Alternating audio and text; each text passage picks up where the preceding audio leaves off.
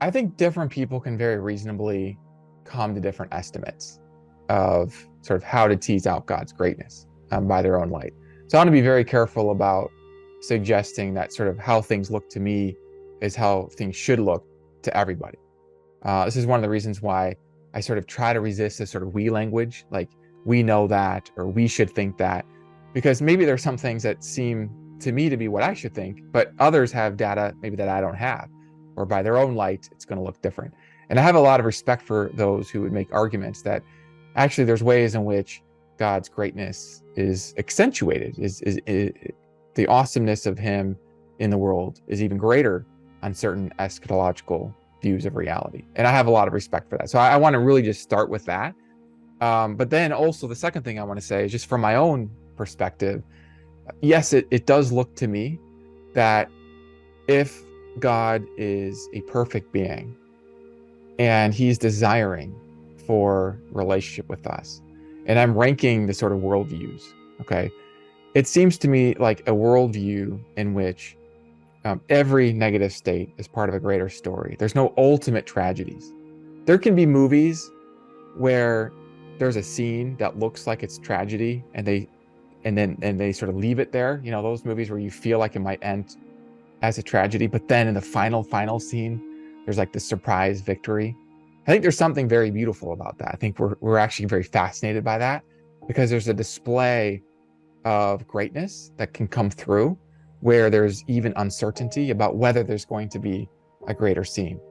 And I do think that from my own perspective, that the greatest vision of reality, the vision of reality that seems to fit the best in my mind with the greatest conceivable being at the base of reality, is one where there are no ultimate tragedies for any beings. And that's the view that I've come to. I mean, I just honestly think that for every being, everything that they go through is part of something greater, and there aren't any ultimate tragedies. And I do think this does paint an optimistic picture, and by my lights, it does seem to be the most optimistic picture. That the greatest objection to this picture is not that it's a good picture, but that maybe it's too good to be true, right? You know, does truth, beauty, and goodness sort of find an intersection here?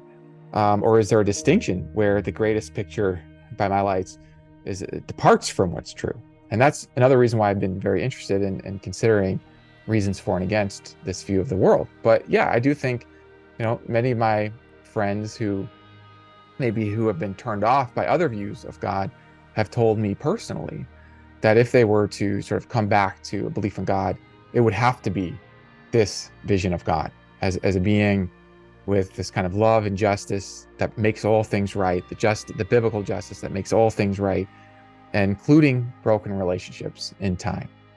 And so I think it's kind of a valuable view to think about. And I think this is even part of why I care about this topic so much, is because I feel like if I have a purpose on the earth, maybe I have lots of purposes, but if I have a purpose in this field of ideas, of thinking through things, I think it's to help people to see treasures, to see them. So not just to believe in a fool's gold, but to have sight of truths that are good. And if universal reconciliation is true, I think that's one of the greatest treasures that anybody could see.